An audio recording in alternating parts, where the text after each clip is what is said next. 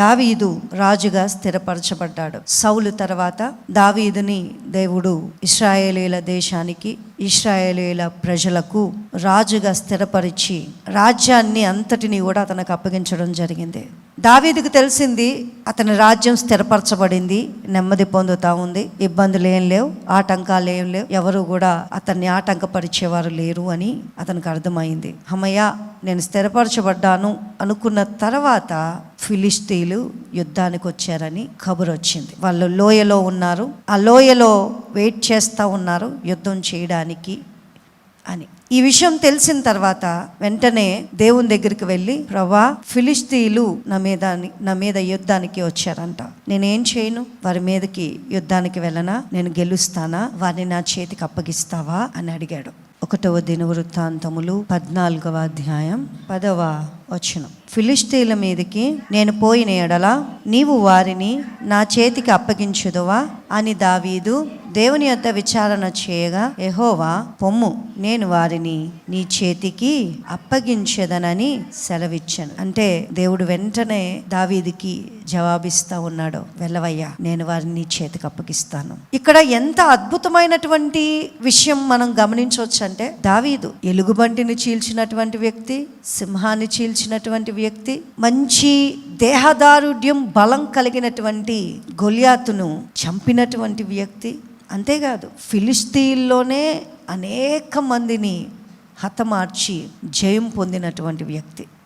ఇంత నైపుణ్యం ఆల్రెడీ కలిగి ఉండి, ఇంతగా ఇన్ని యుద్ధాలు చేసి, ఇంతమందిని గెలిచి, సౌలు ఎన్నోసార్లు చంపాలి అనుకున్నప్పటికీ కూడా ఎప్పుడూ అతని చేతికి దొరకకుండా, సౌలు అనేక సార్లు దావీదు చేతికి చిక్కినా కూడా అతన్ని చంపకుండా, అంత అద్భుతంగా అతను ఉన్నటువంటి వ్యక్తి ఫిలిష్తీయులు యుద్ధానికి వచ్చారు అని కబురు అందగానే, ఆల్రెడీ ఈ ఫిలిష్తీయుల సంతతి వాడైనటువంటి గొలియాతుని నేను ఎప్పుడో చంపా, ఫిలిష్తీయులు బోళ్ళంతమందిని బలవంతుల్ని నేను చంపా, పెద్ద లెక్కేంటి, ఇప్పుడు కూడా ఈజీగా హతమార్చొచ్చు అని అనుకోలే. అతని మీద అతనికి ఓవర్ కాన్ఫిడెన్స్ లేదు. అతను ఒక్కటే నమ్మాడు, నా దేవుడే ఇప్పటి వరకు నన్ను నడిపించుకుని వచ్చాడు అని, నా దేవుడే నాకు సహాయకుడు అని, నా దేవుని బలం వల్ల నేను ఇప్పటికీ జయం పొందుతున్నాను అని నమ్మాడు. కనుకనే దేవుని దగ్గరికి వెళ్ళి విచారణ చేస్తూ ఉన్నాడు.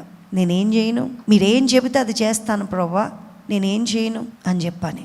గమనించండి, మీరెలా ఉంటా ఉన్నారు? కొంచెం సంపాదన మెరుగుపడేసరికి, కొన్ని పరిస్థితులు నిమ్మలమయ్యేసరికి, కొన్ని విధానాలు మనకు అనుకూలంగా ఉండేసరికి మనంతటోళ్ళు లేరు అనుకుంటాం, మనం ఏమైనా చేయగలం అనుకుంటాం, మన జ్ఞానం, మన నైపుణ్యం, మన తెలివితేటలు మనల్ని ఇట్లా నడిపించే అనుకుంటాం. కనీసం దేవుని విషయంలో దేవుడు నడిపించుకుని వస్తా ఉన్నాడనే ఆలోచనను మనం ఏమాత్రం గమనించు. దాంతోనే మన ఆలోచనలు విపరీతమైపోయి మనం అనేకమైనటువంటి విషయాలను మనకు మనం తీర్మానం చేసుకుని చేయాలనుకుంటాం. చేతులు కాలిన తర్వాత అప్పుడు, అయ్యో, నేను అనవసరంగా చేశానే, నేను ఇలా చేసి ఉండవలసింది, అలా ఉండవలసింది, అలా చేయవలసింది అని అనుకుంటా ఉంటాం. ప్రియ దేవుని బిడ్డ, ఈ ఉదయకాలంలో దేవుడు నీతో మాట్లాడుతూ ఉన్నాడు. దేవుని మాట ప్రకారం నువ్వు చేస్తా ఉన్నావా? నీ ఇష్ట ప్రకారం చేస్తా ఉన్నావా? నీకు అనుకూలమైనటువంటి వ్యక్తులు చెప్పే మాట ప్రకారం నువ్వు చేస్తా ఉన్నావా? ఎవరి మాట ప్రకారం నువ్వు చేస్తా ఉన్నావు? ఎవరి ఉద్దేశాలను నీ జీవితంలో జరిగిస్తా ఉన్నావు? ఇక్కడ తనకి కష్టం రాగానే దేవుడి దగ్గరికి వెళ్ళాడు. నీకు కష్టం రాగానే ఎవరి దగ్గరికి వెళ్తున్నావు? ఏ అధికారి దగ్గరికి వెళ్తా ఉన్నావు? మీ వార్డులో ఉన్న ఏ కౌన్సిలర్ దగ్గరికి వెళ్తా ఉన్నావు? మీ బంధువుల్లో ఉన్న ఏ ధనవంతుల దగ్గరికి వెళ్తా ఉన్నావు? ఎవరి దగ్గరికి వెళ్తా ఉన్నావు? ఎవరి దగ్గరికి వెళ్ళినా దేవుని తోడు లేకపోతే, దేవుని సహాయం లేకపోతే, దేవుని కృప నీ మీద నా మీద ఉండకపోతే, ఏ అధికారి, ఏ బంధువు, ఏ స్నేహితుడు నీకు నాకు సహాయం చెయ్యలేరు. అంతే. గమనించండి, దేవుణ్ణి అడిగి దేవుని చిత్తాన్ని జరిగించే వ్యక్తిగా ఉంటా ఉన్నామా? మన మీద మనకి విపరీతమైనటువంటి నమ్మకం కలిగిన వారమై చేద్దాం, మనమే చేద్దాం, మనకు తెలివి ఉంది కదా, ఇన్ని చేసుకొచ్చాంగా, ఇది చేయలేమా అని అనుకుంటా ఉన్నామా? మనం ఏం చేస్తా ఉన్నాం? కొంతమంది వ్యక్తులు అంటూ ఉంటారు, నేను ఇన్ని చేశాను, చాలా ఈజీ, ఇది చేసేయగలను అని కొన్ని విషయాల్లో మాట్లాడుతూ ఉంటారు. దేవునికి కనీసం ఖ్యాతినివ్వకుండా, ప్రాధాన్యతనివ్వకుండా, దేవుడే ఇప్పటి వరకు చేయించుకుని వచ్చాడు అనే ఆలోచన కలిగి లేకుండా ఈజీగా నేను చేసేస్తాను, ఇన్ని చేశాను తెలుసా, నేను ఇప్పటి వరకు ఇన్ని నెగ్గాను, ఇన్ని గెలిచాను, ఇన్ని చేసుకుని వచ్చాను, ఇదెంత అంటారు. దానిలోనే పడిపోతారు, దానిలోనే ఓడిపోతారు, దానిలోనే నీరసించిపోతారు. ఎవరి మీద నమ్మకం నీకు? దేవుని మీద నమ్మకాన్ని నువ్వు పెట్టుకుని జీవించినప్పుడు, దేవుని మీద నమ్మకంతో నువ్వు ఉన్నప్పుడు, ప్రియ దేవుని బిడ్డ, నువ్వు ఏ మాత్రం వెనుతిరిగి చూడవలసిన అవసరమే ఉండదు. ఆమేన్. దేవుడు ఎంత గొప్పవాడో చూడండి. ఇక్కడ దావీదు స్థిరపరచబడ్డాడంట రాజుగా. స్థిరపరచబడిన తర్వాత వచ్చినటువంటి శ్రమ, యుద్ధం, ఇబ్బంది. సాధారణంగా మనం ఏమనుకుంటాం? స్థిరపరచబడ్డాం, నెమ్మది పొందుతా ఉన్నాము అంటే అమ్మయ్య అని అనుకుంటా ఉంటాం. ఈ లోపు ఏదన్నా శోధన వస్తే దేవుడేంటి ఎలా చేశాడు, దేవుడే కదా నాకు వాగ్దానం ఇచ్చాడు, దేవుడే కదా నాకు ఈ మాటను తెలియజేశాడు, దేవుడే కదా నన్ను ఇలా ఉంచాడు, మరి ఎందుకు ఈ శోధన, దేవుడు ఎందుకు నాకు ఈ శోధనని నా జీవితంలోనికి ఆయన అనుమతించాడు, ఎందుకు ఈ శ్రమ అని కృంగిపోయే పరిస్థితులు చాలానే ఉంటాయి. అప్పటి వరకు అడవులు పట్టుకుని తిరిగాడు, ఇక్కడికి అక్కడికి తిరిగాడు, ఎన్నో ఇబ్బందులు పడ్డాడు, కుటుంబాన్ని విడిచిపెట్టుకుని తిరిగాడు. ఈ ఇబ్బందులన్నీ పడి ప్రాణాపాయ పరిస్థితిలో ఉన్నటువంటి అతను సౌలు మరణం తర్వాత అమ్మయ్య దేవుడు నన్ను తీసుకుని వచ్చి ఇశ్రాయేలు దేశానికి రాజుగా నన్ను నియమించాడు, నన్ను స్థిరపరిచాడు అని సాంత్వన పొందుతా ఉన్నప్పుడు, నెమ్మది పొందుతా ఉన్నప్పుడు అతను గ్రహించాడంట దేవుడు నన్ను స్థిరపరిచాడు అని. గ్రహించిన తర్వాత ఈ ఇబ్బంది, ఈ శోధన, ఈ యుద్ధం మనం చాలాసార్లు మనం కూడా మన జీవితంలో నెమ్మది పొందుతూ ఉన్నప్పుడు దేవుడే నా జీవితాన్ని దీవెనకరంగా మార్చాడు, ఆశీర్వాదంగా మార్చాడు, ఇంకా ఏం భయం లేదు అనుకున్నప్పుడు ఒక్కసారిగా ఉవ్వెత్తున ఇబ్బందికర పరిస్థితులు, యుద్ధాలు మన జీవితంలో ఆ రణరంగపు పరిస్థితులు మొదలైనప్పుడు పిరికివారంగా పారిపోతున్నామా? దేవుని దగ్గర విచారణ చేసి ప్రభువా నేనేం చేయాలి, నేను ఎలా ఉండాలి, నేనే నిర్ణయం తీసుకోవాలి అని దేవుణ్ణి అడిగి దేవుని మాట ప్రకారం జీవించే వారంగా ఉంటా ఉన్నామా? చాలాసార్లు పారిపోయే పరిస్థితులే. దేవుణ్ణి అడగం, దేవుని మాటను ఆలకించం, దేవుడు ఏం చెప్తున్నాడో కనీసం ఆలోచన చేయం. దేవుని వాక్యం ఏం చెప్తా ఉంది, నాతో ఏం మాట్లాడుతుంది దేవుని వాక్యం, దాని ప్రకారం జీవిద్దాం, దాని ప్రకారం చేద్దామనే ఆలోచన ఎవరికీ ఉండదు. కానీ ఇక్కడ దావీదు దేవుణ్ణి అడిగిన తర్వాత దేవుడు వెళ్ళవయ్యా నీ చేతికి వారిని అప్పగిస్తాను అని చెప్పంటే యుద్ధానికి వెళ్ళాడు. అద్భుతంగా యుద్ధం చేశాడు. ఫిలిస్తీయులు దావీదు తన సైన్యం ఎదుట నిలవలేక పారిపోయారు. వారి దేవతలను తీసుకుని వచ్చి, వారి దేవతలను ఎందుకు తీసుకొచ్చారంటే మాతో పాటు మా దేవతలు వస్తే మాకు విజయం వస్తుంది, మాకు విజయాన్ని ఇస్తారు అని దేవతలను కూడా తెచ్చుకున్నారు. ఆ దేవతల్ని వదిలేసి మా ప్రాణం దక్కితే చాలు అన్నట్లు మొత్తం ఆ ఫిలిస్తీన్లందరూ కూడా పారిపోయారంట. ఆ దేవతలన్నిటినీ కూడా, బొమ్మలన్నిటినీ కూడా మొత్తం కాల్చేసి వాటన్నిటినీ కూడా అట్లా చూస్తూ ఉన్నప్పుడు మరలా వచ్చారంట ఫిలిస్తీన్లు. మరలా యుద్ధానికి వచ్చేసరికి దావీదు ఏం చేయాలి? యుద్ధానికి వచ్చినప్పుడు ఏం చేయాలండి? యుద్ధం చేయాలి కదా. ఆల్రెడీ యుద్ధం చేశాడు, యుద్ధం చేసి వారిని తరిమి కొట్టాడు, ఫిలిస్తీన్లు వెళ్ళిపోయారు. మరలా సెకండ్ ఇన్నింగ్స్ అన్నమాట స్టార్ట్ అయినాయి. మరలా వచ్చారు. వచ్చినప్పుడు ఏం చేయాలి? యుద్ధం చేయాలి. కానీ ఇతను ఏం చేస్తున్నాడు తెలుసా? మళ్ళీ దేవుడి దగ్గరికి వెళ్ళి మళ్ళీ ప్రార్థన చేస్తూ ఉన్నాడు, మళ్ళీ అడుగుతూ ఉన్నాడు.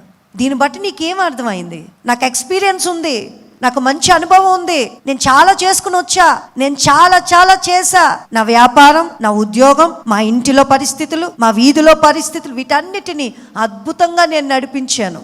మంచి నైపుణ్యం కలిగినటువంటి వ్యక్తిని, అనుభవం కలిగినటువంటి వ్యక్తిని, కాబట్టి నేను ఈజీగా చేసేయగలను అని ఏ రోజున అనుకోకు. ప్రతి పరిస్థితికి దేవుని సహాయాన్ని కోరు, దేవుని మాటను విను, దేవుని మాట ప్రకారం జీవించు. నువ్వు అడుగు వేస్తున్న ప్రతి పరిస్థితిలో దేవుడు ఏం చెప్తా ఉన్నాడు, దేవుని ఉద్దేశం ఏమై ఉంది, దేవుని ఆలోచన ఏమై ఉంది, దేవుడు ఎలా వెళ్ళమంటా ఉన్నాడు, దేవుడు ఎట్లాంటి నిర్ణయాలు నన్ను తీసుకోమని చెప్తా ఉన్నాడు అని నువ్వు ఖచ్చితంగా ఆలోచించుకోవాల్సిన వ్యక్తి.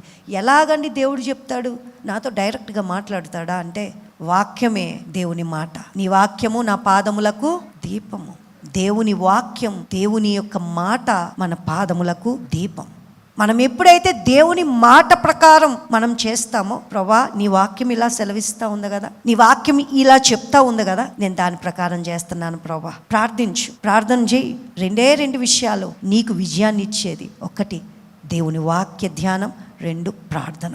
ఈ రెండు నీ జీవితంలో కలిగినప్పుడు నువ్వు అద్భుతమైన నిర్ణయాలు చేయగలవు, జ్ఞానయుక్తమైన నిర్ణయాలు చేయగలవు. అపహాస్యంకి గురయ్యే, ఎగతాళికి గురయ్యే, ఇబ్బందులకు గురయ్యే పరిస్థితులు నీ జీవితంలో ఉండవు. దేవుడు ఖచ్చితంగా దేవుని మాటను నువ్వు ధ్యానం చేస్తే దివారాత్రము దానిని ధ్యానించువాడు ధన్యుడు. ధ్యానం చేయడం అంటే ఏంటి? చదివింది ఊరికి అట్లా విడిచిపెట్టేయకుండా, దేవుని వాక్యం ఇక్కడ సెలవిస్తూ ఉంటే దాన్ని విని ఊరుకోకుండా అసలు ఏంటి దాని ఉద్దేశం అని ప్రతినిత్యం ధ్యానం చేసుకుంటూ, మనసులో అనుకుంటూ, మనసులో ఆలోచన చేసుకుంటూ ఉండేవాడు ధన్యుడు. ఆ మాట అతనికి దీపంగా మారి అతని పాదములకు త్రోవను కలగజేస్తుంది.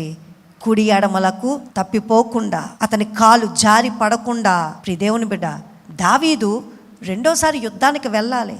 ఆల్రెడీ యుద్ధం చేశాడు.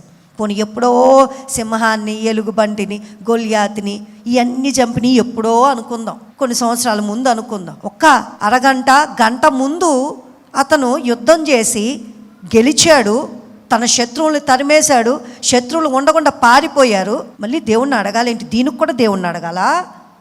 ఈ చిన్న విషయాన్ని కూడా దేవుణ్ణి అడగాలా? ఇది నేను చేయగలను కదా.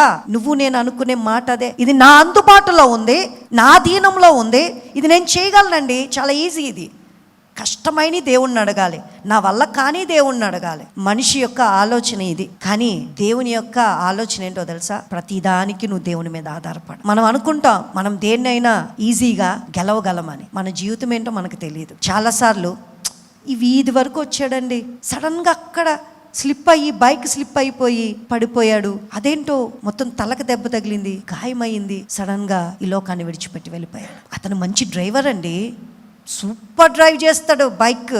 ఎంత ఫాస్ట్లో అయినా కూడా చాలా మంచిగా అతను దాన్ని నడుపుతూ ఉంటాడు. మరి ఏమైంది? చిన్నదానికే మన జీవితం ఏంటో మనకు తెలియదు అనేది. అందుకే ఏ చిన్న విషయంలో మనం పట్టబడి తప్పిపోయి చతికిలు పడిపోతాం మనకు తెలియదు. అందుకే ఓవర్ కాన్ఫిడెన్స్ వద్దు. నీ మీద నీకు విపరీతమైనటువంటి నమ్మకం వద్దు. మనం ఎప్పుడు పడిపోతామో తెలియదు, ఎప్పుడు ఏమవుతామో తెలియదు, మన జీవితం ఏంటో తెలియదు.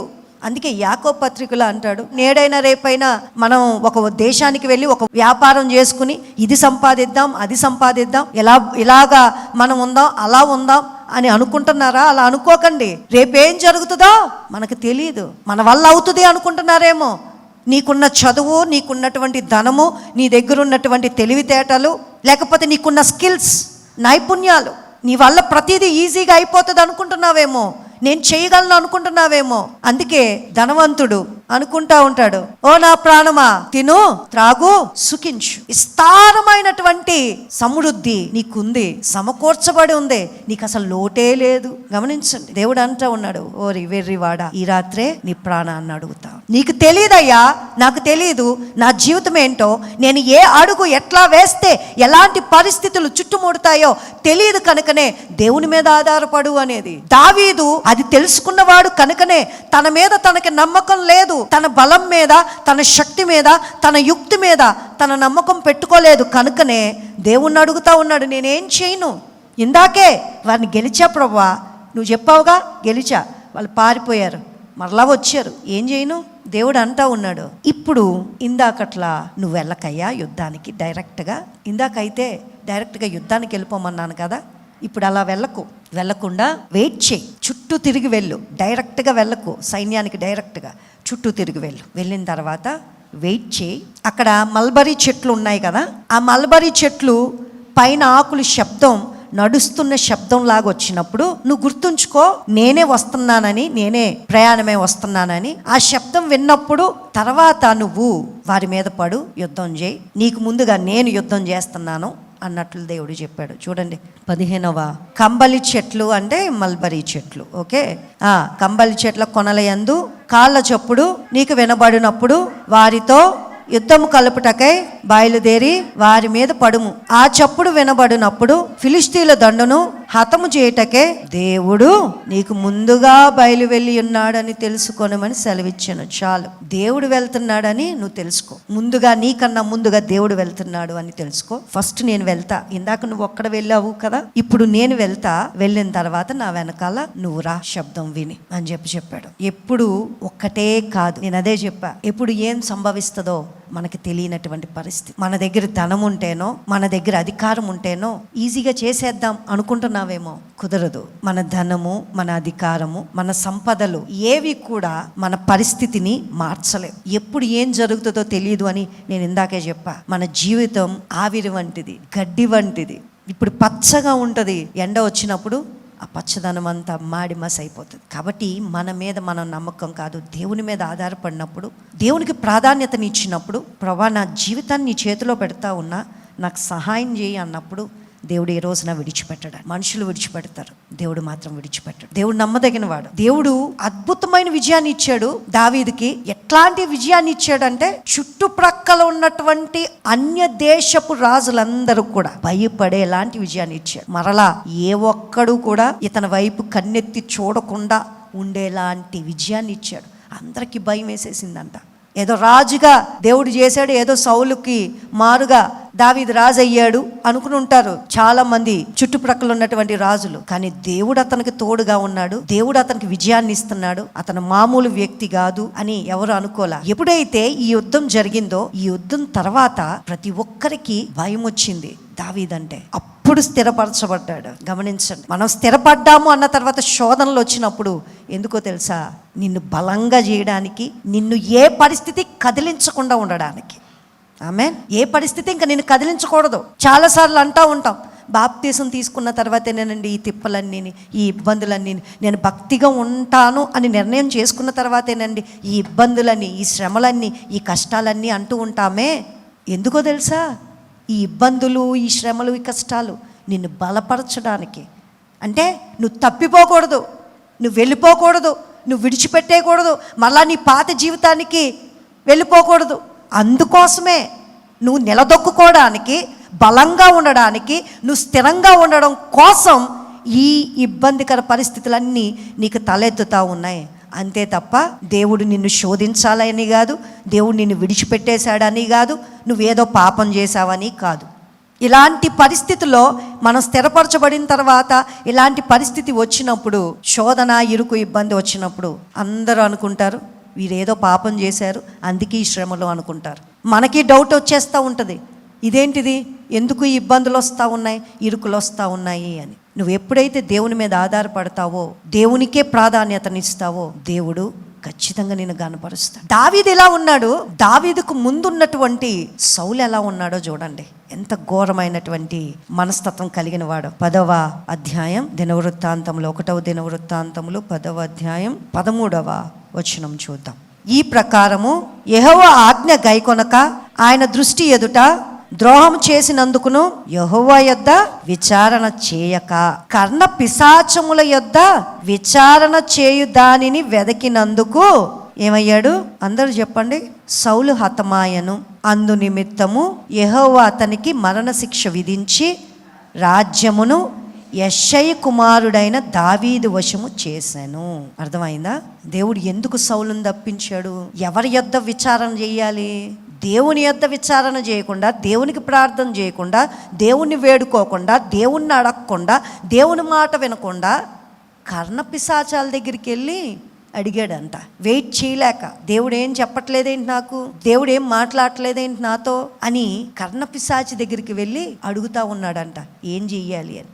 నువ్వేం చెయ్యాలి, ఏం చేస్తా ఉన్నావు? దేవుడు నిన్ను అభిషేకించాడుగా, సౌలుని అభిషేకించాడు. దేవుడు అభిషేకించిన దేవుడే సౌలుని. మరి ఏం చెయ్యాలి, ఏం చేస్తున్నావయ్యా? ఎవరి దగ్గర విచారణ చేయాలి, ఎవరికి ప్రార్థన చేయాలి, ఎవరి మాట వినాలి? నువ్వేం చేస్తున్నావు? ఎవరి మాటను తీసుకుంటా ఉన్నావు? ఈ లోకం చెప్పే మాటను తీసుకుంటా ఉన్నావా? నీ కంటికి నచ్చే వాటిని తీసుకుంటా ఉన్నావా? నీ మనసుకు నచ్చిన వాటిని తీసుకుంటా ఉన్నావా? నీకు ఇష్టమైనట్లు చేస్తా ఉన్నావా? ఎవరి మాటకు నువ్వు ప్రాధాన్యతనివ్వాలి, ఎవరి మాటను నువ్వు గనపరచాలి. మనం అనుకుంటాం దేవుడేం చూసి వచ్చాడులే, దేవుడు ఇప్పుడేమీ చేయట్లేదు కాబట్టి నేను చేసేది కరెక్ట్ అనుకుంటాం. మనం వెధవేషాలు వేస్తూ ఉంటే, చెడు పనులు చేస్తూ ఉంటే అప్పటికప్పుడు శిక్ష రాదు. ఎందుకో తెలుసా? దేవుడు కూడా వెయిట్ చేస్తూ ఉన్నాడు. మన తప్పు మనం తెలుసుకుని పశ్చాత్తాపడి మరలా దేవుని దగ్గర మనం ప్రాధేయపడి క్షమాపణ అడుగుతామేమోనని. కానీ కొంతమంది వ్యక్తులు ఎలా ఉంటారంటే, తప్పు చేస్తా కూడా మాకేమీ ఇబ్బంది రావట్లా, మాకే ఆటంకాలు కలగట్లా, మాకే సమస్యలు లేవు కాబట్టి మేము చేసేది కరెక్టే, కాబట్టి మేము చేసే దాంట్లో తప్పేమీ లేదు, ఇది కంటిన్యూ అయిపోదాం అన్నట్లు కంటిన్యూ అయిపోతూ ఉంటారు. సౌలు అలాగే అనుకున్నాడు, తనకు తప్పుగా అనిపించలా. దేవుడు అమాలేకీల్ని హతం చేయమన్నప్పుడు అతను చేయకుండా కొన్ని విషయాలను తెచ్చుకున్నప్పుడు సమూయేలు చెప్పాడు, నువ్వు చేసిన తప్పు అని, దేవుడు నిన్ను విసర్జించేస్తాడు అని. అయినా కూడా అతనికి ఏం అనిపించలా. ఏదో చెప్పాడులే, నాకేం నిజంగా ఏం జరగలేదుగా, నాకే అనారోగ్యం రాలా, నేను బాగున్నాను, నేనేం మంచం పట్టలేదు, నాకేమి ఇబ్బందులు రాలేదు, నాకేమి సమస్యలు లేవు, అంతా బాగానే ఉందిగా. అలా జరిగిన కొన్ని సంవత్సరాల వరకు కూడా అతనే రాజుగా ఉన్నాడు. చాలా సంవత్సరాలు అంతవరకు రాజుగానే ఉన్నాడు. వెంటనే రాలేదు కదా. వెంటనే రాకపోయేసరికి మనం ఏమనుకుంటాం, ఏదైనా మనం చేసేది కరెక్ట్ అనుకుంటాం. ఇతను చేసేది కూడా కరెక్ట్ అనుకున్నాడు సౌలు కూడా.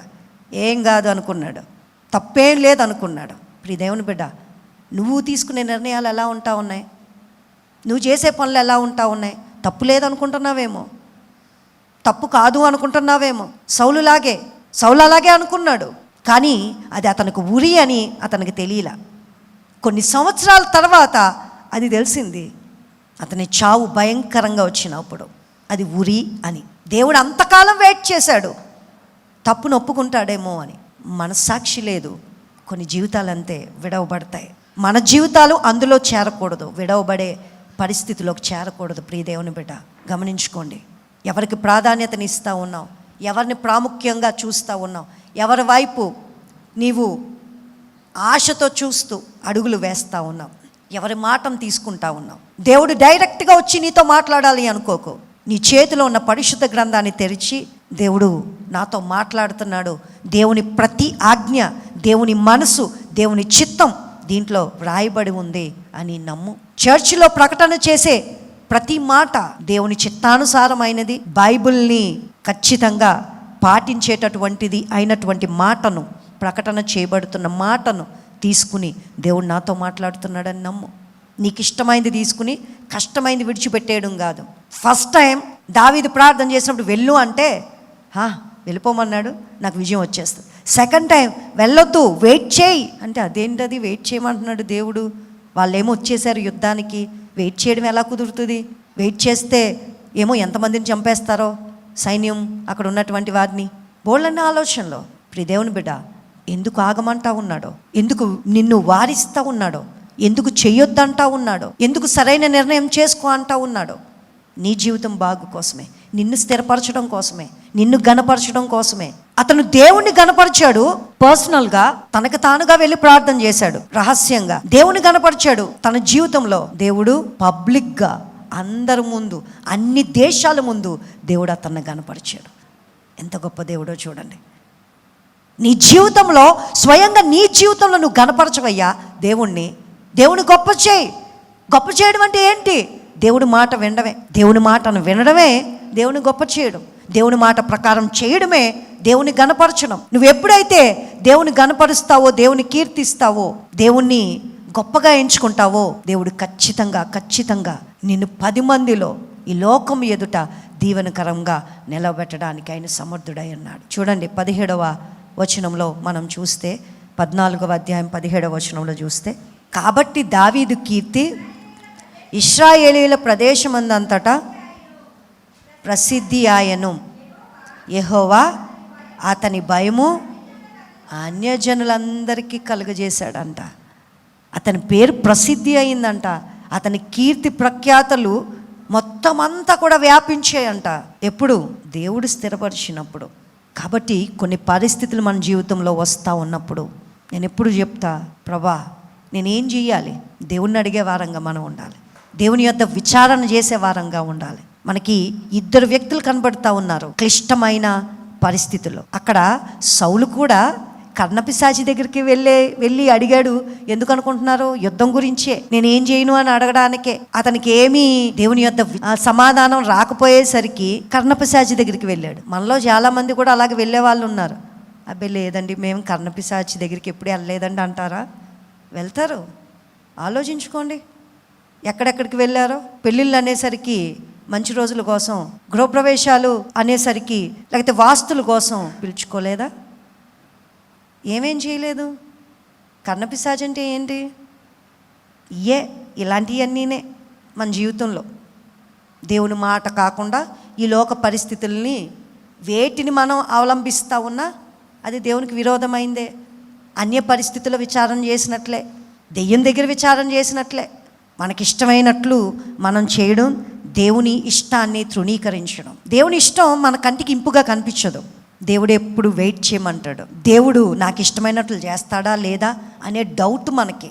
అందుకే ఈ లోక పరిస్థితులకి వెళ్ళడానికి ఇష్టపడతా ఉంటాం. నాకేం చెప్పనవసరంలా, మీలో బోళ్ళంతమంది దేవుని మాట కాకుండా, దేవుని చిత్తం కాకుండా, దేవుని ఆలోచన కాకుండా, దేవుని నిర్ణయం కాకుండా ఈ లోకంలో ఉన్నటువంటి వ్యక్తుల నిర్ణయాలు, ఈ లోకంలో ఉన్నటువంటి వ్యక్తుల ఆలోచనలు మీ జీవితంలో, మీ ఇంటిలో, మీ కుటుంబంలో జరిగించిన బోల్డ్ మీకే తెలుసు. అది ఏ ఏ విషయాల్లో మీరు అలా చేశారో, ఏ ఏ విషయాల్లో అన్యులు చెప్పినట్లు చేస్తూ ఉన్నారో ఇప్పటికీ కూడా మీకు తెలుసు.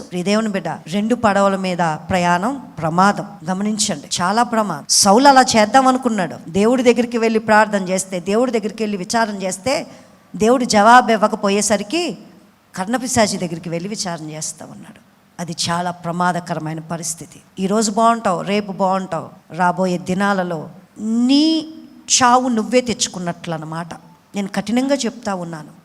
ఖచ్చితం అది వద్దు. అలాంటి పరిస్థితి కాదండి.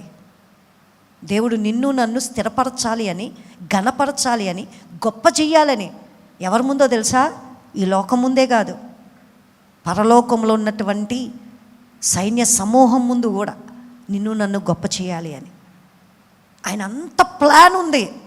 నీ విషయంలో, నా విషయంలో అంత ప్లాన్ ఉంది దేవునికి, మనల్ని అంత గొప్ప చేయాలి అని. చచ్చిపోయిన తర్వాతే పరలోకంలో ఉండడం, నెమ్మది పొందడం అదొక్కటే కాదు, ఈ లోకంలో ఉండగా కూడా మనల్ని ఎలా గొప్ప చేయాలో దేవునికి తెలుసు, ఎలా ఘనపరచాలో దేవునికి తెలుసు. ఒకవేళ మనకి ఘనత లేకపోతే, ఒకవేళ మనకి పేరు ప్రఖ్యాతలు ఏమీ లేకపోయినా పర్వాలా, ఈ లోకంలో నష్టమేం లేదు. మనం నమ్మింది, మనం ఆచరిస్తుంది నిజం అనే నమ్మితే, మీరు ఆలోచన కలిగి ఉంటే దీనికోసమే మనం బ్రతుకుదామండి. దేవుని మాట ప్రకారం జీవిద్దాం. దేవుని మాట ప్రకారం మనం బ్రతికినప్పుడు మనల్ని గొప్ప చేసే దేవుడు, మనల్ని ఘనపరిచే దేవుడు, మనల్ని దీవెనకరంగా నడిపించే దేవుడు. ఆయన విడిచిపెట్టడు మనల్ని. మనుషులు విడిచిపెడతారు, పరిస్థితులు విడిచిపెడతాయి. ఒక్కొక్కసారి మన బలం ఉడిగిపోతూ ఉంటుంది, మన వల్ల కాకపోవచ్చు. అందుకే చాలాసార్లు అయ్యో ఇలా ఆలోచన చేశానేంటి, ఇలా అన్నానేంటి, ఇలా అనుకున్నానేంటి, ఇలాగా చేశానేంటి, చాలాసార్లు అనుకుంటూ ఉంటాం. నేను ఎలా చేశానేంటి, అదేంటది నువ్వు సూపర్ డూపర్ కదా, మరి ఇలా ఎందుకు చేసావు? ఏ రోజు ప్రశ్నించుకున్నావు నువ్వు? దేవుని జ్ఞానం వలన మాత్రమే మనం జ్ఞానయుక్తమైనటువంటి పనులను చేయగలం. కూలిపోనటువంటి పరిస్థితులను మనం నిర్మించుకోగలం. బుద్ధిమంతుడు, బుద్ధిహీనుడు. దేవుని మాట ప్రకారం విని దాని ప్రకారం జీవించేవాడు, కట్టుకునేవాడు బుద్ధిమంతుడు. తన ఇష్ట ప్రకారం, తన చిత్త ప్రకారం, తన ఆలోచన ప్రకారం చేసేవాడు బుద్ధిహీనుడు. మనకి బాగా తెలుసు ఈ ఉపమానం. కష్టాలు వచ్చాయి, ఇరుకులు వచ్చాయి, ఇబ్బందులు వచ్చాయి అన్నప్పుడు ఏ రీతిగా మనం ఆలోచన చేస్తూ ఉన్నామో అందరికీ వస్తాయి. పరిస్థితులన్నీ ఒకలాగే ఉంటాయి. నీకు సుఖంగా ఉన్నప్పుడే దేవుడు కాదు, నీకు కష్టమైన పరిస్థితుల్లో కూడా దేవుని విడిచిపెట్టకూడదు. అనుదినం ప్రార్థన చేస్తానే ఉండాలి. అనునిత్యం దేవుణ్ణి సంబంధం అది కంటిన్యూ చేస్తానే ఉండాలి. చాలాసార్లు ఈ సంబంధాన్ని మనం తెంపుకుని మన ఇష్టానుసారంగా, ప్రియ దేవుని బిడ్డ అలా కాదు. నువ్వు ఎలా ఉన్నావు, ఏం చేస్తూ ఉన్నావు. సౌలు కూలిపోయాడు, దేవుని శిక్షను అతను ప్రతిఫలంగా పొందాడు. దావీదు హృదయానుసారుడుగా, దేవునికి ఇష్టడుగా దేవునికి మిగిలిపోయాడు. ఏ జీవితం నీకు కావాలో చూసుకో. ఎలాంటి పరిస్థితుల్లో నువ్వు ఉండాలి అనుకుంటున్నావో చూసుకో. ఈరోజు కష్టంగా ఉండొచ్చు. దేవుని యొక్క నిర్ణయాలు, నియమాలు రేపన్న రోజున అవి నీకు, నీ పిల్లలకి, వారి పిల్లలకి, వారి పిల్లలకి కూడా ఆశీర్వాదంగా మారతాయి. కాబట్టే కదా దేవుడు సౌలుని రాజుగా నియమించాలి, స్థిరపరచాలి అనే అమాలేకుల మీదకి యుద్ధానికి వెళ్ళమన్నాడు. అతను ఎప్పుడైతే ఎదురు తిరిగాడో, దేవుని మాటని ఎప్పుడైతే ఆలకించలేదో, దేవుడికి మనసుకి నచ్చల. ఈ చిన్న విషయంలోనే ఇతను నమ్మకత్వాన్ని చూపించలేకపోయాడు. అవసరం లేదు అనుకున్నాడు. కానీ దావీదు అలా కాదు. దావీదుని ఎట్లా స్థిరపరిచాడు అంటే, దేవుడు పరలోకములో ఉన్నటువంటి దేవుడు తన ప్రియ కుమారుని లోకానికి పంపించినప్పుడు ఆయన ఎలా పిలువబడ్డానికి ఇష్టపడ్డాడంటే, దావీదు కుమారుడా. ఒక మనిషి పేరుని చూడండి ఎంత ఇష్టంగా వాడుకున్నాడు. నీ కీర్తి, నీ ప్రఖ్యాతి, నీ ఆశీర్వాదం నీ తరతరాలకు అలా నిలవబడాలి అర్థమైందా? ఏదో ఈ ఒక్కరోజు జీవితం అనుకుంటున్నావేమో సౌలులాగా. ఈ ఒక్కరోజు జీవితం కాదు నీది. నువ్వు బ్రతికినంత కాలమే అనుకుంటున్నావేమో, దాంతో అయిపోద్ది అనుకుంటున్నావేమో. అది కాదు ప్రియ దేవుని బిడ్డ. నీ తరతరాలు ఆశీర్వదించబడాలి. నిన్ను బట్టి నీ తరతరాలు దీవించబడాలి. నిన్ను బట్టి నీ తరతరాలు దేవునితో సంబంధం అది మెయింటైన్ చేస్తూ ఉండాలి. కాబట్టి తిన్నామా, తాగామా, చచ్చామా, ఇది కాదు జీవితం. మనం ఎలా బ్రతుకుతూ ఉన్నాం, ఒక ముద్ర మనం అంటూ వేస్తూ ఉన్నామా సమాజం మీద, కుటుంబం మీద, మన వారి మీద అనేది ఆలోచన కలిగి ఉండాలి. ఏంటి ఆ ముద్ర? నేను దేవుణ్ణి నమ్మా, నేను క్రైస్తవుణ్ణి, మీరు కూడా అలా జీవించండి, అలా పాటించండి, అలా నడవండి అని మన వారికి చెప్పడం, అద్భుతమైనటువంటి ఆ మార్గదర్శకత్వాన్ని చూపించడం. ఇక్కడ దావీదు తన భక్తిని ఎంత ఇష్టంగా తను దేవునితో ఉన్నాడో తను చూపిస్తూ ఉన్నాడు. దావీదు మనందరికీ మాదిరి, అద్భుతమైన ముద్ర వేశాడు. సౌలు కూడా తను చేసింది మన కంటికి కనబడతా ఉంది. సౌలులా ఎవరన్నా ప్రవర్తించడానికి ఇష్టపడతామా? ప్రవర్తించడానికి ఇష్టపడతాంలే, కర్ణపిశాచి దగ్గరికి వెళ్ళడానికి. కానీ అది కాదు, సోది చెప్పించుకుంటాం, అన్నీ చెయ్యిచ్చి మరీ చెప్పించుకుంటాం కదా. నాకు ఎవరో అండి మొన్న మెసేజ్ పెట్టారు, అక్క ప్రార్థన చేయండి అక్క, నేను ఎవరో జ్యోతిష్కుడికి చూపించుకుంటే, చెయ్యి చూపించుకుంటే నేను పెళ్లి చేసుకున్న వెంటనే నా భర్త చచ్చిపోతాడంట, అందుకే నాకు భయం వేస్తుంది, పెళ్లి చేసుకోవట్లేదు, ప్లీజ్ ప్రార్థన చేయండి అలా ఏం జరగకుండా అని. అసలు ఏమనాలి? నువ్వు క్రైస్తవుడువా, అన్యుడువా? నువ్వు ఏం చెయ్యాలి, ఏం చేసావు అంటే ఎవరొచ్చి ఇది చూపించమ్మా అని చెప్పని చేయి చూపిస్తే ఇక చూపించేస్తారా ఏంటి? అబ్బాయి నేను కాదని పక్కింటి ఆవిడ చూపించుకుంటుంటే అంటావా? ఇలా చాలామంది ఉంటారు. నేను ముద్ర వెయ్యాలి అంటా ఉన్నానే, మనం దేవుని బిడ్డలమని మన కుటుంబానికి, మన సమాజానికి, మనం ఎక్కడైతే ఉంటా ఉన్నామో వారికి అద్భుతమైనటువంటి ఒక రోల్ మోడల్గా మనం కనబడే వ్యక్తులముగా ఉండాలి. దావీదులాగా ఉండడానికి, కీర్తి ప్రఖ్యాతలు పెరగడానికి ఇష్టపడుతూ ఉంటాం. మీరు ఆలోచన చేయండి, మన కీర్తి ప్రఖ్యాతి ఎలా పెరగాలి? ఎవరి దగ్గర విచారణ చేయాలి? ఎవరిని వేడుకోవాలి? ఎవరి దగ్గర ప్రాధేయపడాలి? ఎవరిని అడుగుతూ నాతో ఉండు, నన్ను నడిపించు నాయనా అని ఎవరిని అడగాలి? మనం ఆలోచన చేసుకున్నట్లయితే ఖచ్చితంగా దేవుడే మనతో మాట్లాడతాడు. ఆమెన్. ఎవరు మనకు చెప్పవలసిన అవసరం లే. ఎందుకు ఫెయిల్ అవుతూ ఉన్నాం, ఎందుకు ఒక్కొక్కసారి ఇబ్బందులు వస్తూ ఉన్నాయి, ఆలోచన చేసుకోండి. ప్రార్థన చేసుకుందాం. సర్వశక్తిమంతుడా, సర్వోన్నతమైన దేవా, మీకే వందనాలు, మీకు స్తోత్రాలు. ఈ ఉదయమున మాతో మాట్లాడుతూ ఉన్నారు, మీకు వందనాలు. దావీదు మీ దగ్గర విచారణ చేసి తన బలాన్ని కానీ, తన శక్తిని కానీ, తన నైపుణ్యాన్ని కానీ దేన్ని ఆసరా చేసుకోకుండా మీ దగ్గరే విచారణ చేసి, నేనేం చేయను ప్రభా, ఈ సమస్య వచ్చింది అని మిమ్మల్ని అడిగాడు. మీరేం చెప్పారో దాని ప్రకారమే చేశాడు. సౌలుకు కూడా కష్టం వచ్చింది, ఇరుకొచ్చింది, సమస్య వచ్చింది. అతడు మరి ఈ లోకంలో ఉన్నటువంటి పరిస్థితుల దగ్గర విచారణ చేశాడు. దానికి శిక్షే అతన్ని నువ్వు విసర్జించడానికి అని వాక్యం చెబుతూ ఉంది. మేము చాలాసార్లు అనుకోకపోవచ్చు, మేము చేసే వాటికి ఏ ప్రతిఫలం ఉండదు, ఏ ఇబ్బంది ఉండదు, ఏ శిక్ష ఉండదు అని. కానీ ప్రభువా, నీ దృష్టిలో అది పడుతూ ఉంది, నువ్వు దాన్ని శిక్షగానే చూస్తూ ఉన్నావు. నీకు తెలుసు, నువ్వు టైం ఇస్తూ ఉన్నావు. ఆ టైంలో మమ్మల్ని మేము సరి చేసుకున్నామా, సరిదిద్దుకున్నామా, సరే లేదు మా ఇష్టానుసారం జీవించామా, మా జీవితం అంతమైపోవడమే. మేము అంతమైపోవాలనుకోవట్లేదయ్యా, నిరంతరం మా కీర్తి మారుమ్రోగాలి అనుకుంటా ఉన్నాం. అవును ప్రభువా, ఈ లోకంలోనే కాదు, పరలోకంలో కూడా మా కీర్తి ప్రతిష్టలు అద్భుతంగా పెరగాలి.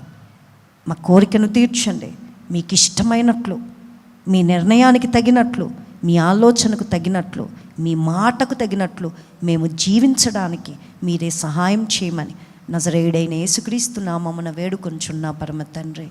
ఆమెన్.